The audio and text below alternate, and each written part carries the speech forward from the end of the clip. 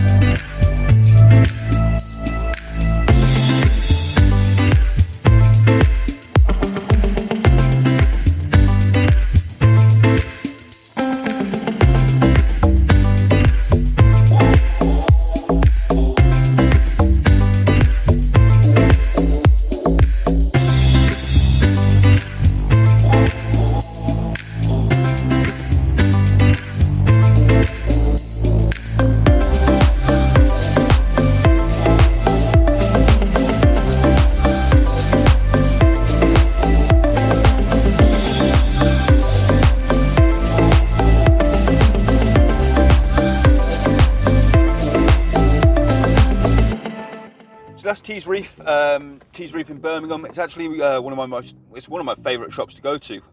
It's a bit far from me. It's about an hour's north from where I live, so I only pop over there every 2-3 months. That's why I wanted to go take the camera and show you guys what's about in Tees Reef. I wasn't really prepared for it. I only took my phone and my coral lens, so the footage isn't that great, but I did the best with what I've got. I'm going to head home now and we're going to acclimate the coral that I've got and we'll finally do an update on the Nano tank. Alright, so we just got back from Tees Reef. It is time for a little update on the little Nano tank. You can see this tank is looking a bit of a mess at the minute, and to be honest this is mainly just a holding tank for the LPS that isn't doing so well in the 250. I've moved the Radion Rampage chalice across to this tank. As you can see, I'm not sure if I'll be able to show you properly, but it just started receding on the front edge of this coral, and it wasn't, I mean, it's quite puffed up now, but it wasn't very puffed up when it was in that tank. So I thought rather than wait for a real issue to start arising and it to really start receding, I'm just going to get it over to this tank. And this tank, believe it or not, is actually more stable than my 250. The only thing, I'm carbon dosing in that tank at the minute and I'm still trying to establish the maintenance dose.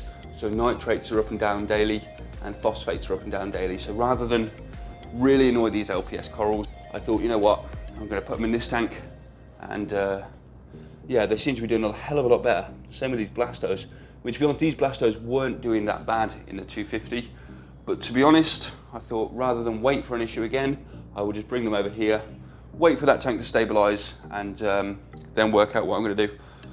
To be honest, I'm probably not going to keep this Radion Rampage.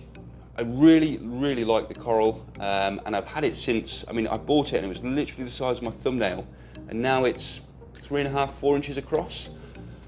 But it's one of those things, I'm probably just going to keep a frag for myself and sell the rest to maybe the LFS, or if, I don't know, if someone wants a nice coral, but I've got to wait at least a month for this to fully heal anyway, so I'm in no rush to get rid of that. So hence the tank's looking a bit of a mess. I've also got a couple of torches. I mean, this torch here, this octospawn here, I've also moved across from the 250 just because they're not doing so great, and this tank is super stable when it comes to nutrients. I've only got the 2 fish in there now. I've just had to move the leopard wrasse from this tank over to the 250.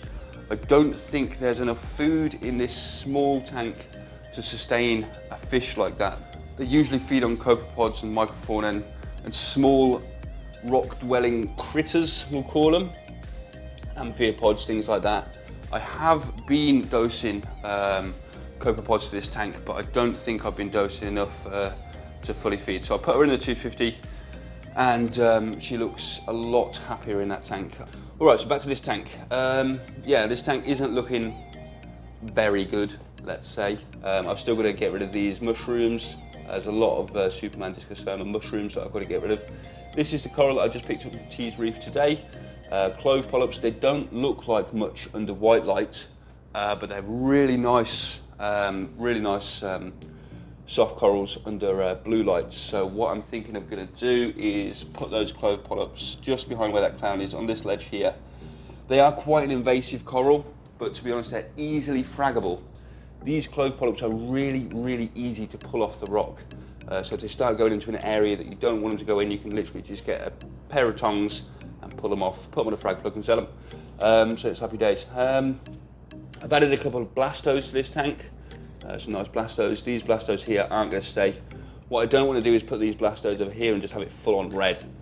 So I'm thinking I'm going to try and pick up, I can't find any really green corals at the minute. I mean, green acans are a pain in the ass to find. Green blastos I can't seem to find. So yeah, that's, but I'm looking for anything green really. Anything green, green mushroom maybe. I've added a couple of mushrooms to this tank, these two mushrooms here. The tank overall is doing really well. I was, in the last episode, speaking about going water changeless, but to be honest, whilst I've got these sort of corals in here, I mean the high-end torches, the Raja Rampage Chalice and some nice blastos, I'm thinking, do I want to destabilise the tank by going water changeless and risking a nutrient spike? I don't think I do. So I'm not dosing yet. I've still got the Triton down here to start dosing. What I'm going to do is work out my daily dose by testing alkalinity every day for 1 week. Then I'll hook up the doser and I will still do my 20% water changes every week on this tank until these corals have gone, or until I am sure that it will be absolutely stable. I'm not sure whether to add another fish to this tank. We've got the 2 clowns in this tank, and I'm thinking because I've removed the wrasse, I could maybe get away with another fish. But to be honest, I'm going to leave it as it is for now. These 2 clowns, I'll leave these 2 clowns in there for a good few weeks before looking to add another fish. If you've got any recommendations for a small fish that will do well in this tank with these 2 clowns, drop it in the comments below. I'm up for, I'll consider anything to be fair, as long as it's not too hard to keep. Oh yeah, but overall this tank is doing really well, other than the fact it looks like. And to be honest, I don't mind the tank looking like when the corals are doing well. I'd rather a not so good looking tank with nice healthy corals that are bouncing back than a perfectly pristine tank that isn't doing so well. It's actually starting to get a little bit warmer in the UK now, and a few times this tank has gone above what I like to keep it at. I like to keep it at 25.5 degrees, and it will drop down to 25.2 when we're talking Celsius actually if you're in America. It's not Fahrenheit. So yeah, I like to keep it at 25.5 degrees Celsius, and a few times it's gone up to about 25.8 degrees Celsius. So I'm thinking about grabbing the fans out of the garage, and now I've removed that wrasse, I've removed the lid. I'm not sure whether to keep this lid off. These clowns are pretty good with not jumping. The only reason why I had the lid on the tank was for that wrasse. So I'm thinking I can get away with putting the fans on this side, blowing across here for when I need them. To be honest, they're not going to be on all that much. The ambient temperature in this room is quite good, but when it gets really warm outside, you do feel it in here. So the ventilation in this place isn't that great. So yeah, I'm gonna grab the fans out of the garage. My skimmer blocked the other week. I'm not sure what happened with that. The tubing that goes from this, so it goes from the air into this part and then goes down into the pump. There was salt creep within the air, I think it's called the venturi, basically the part that goes from the tube into the pump. So I'm thinking when I first set this skimmer up. I didn't fully put it together properly, and maybe this this tubing wasn't seated correctly onto the side of the pump, and it was letting a little bit of water in, therefore causing some salt creep. But that's fixed now. Skimmer's skimming well.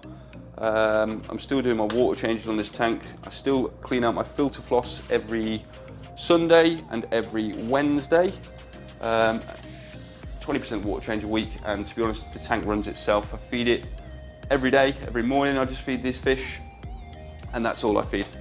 Nutrients are sitting nicely at 5 parts per million on nitrates, and phosphates I think have crept up to 0.05, but to be honest, I'm well happy with that. So yeah, I think that'll do it for this week's update. I've waffled enough for you guys. Like always, if you like the video, please do press the thumbs up.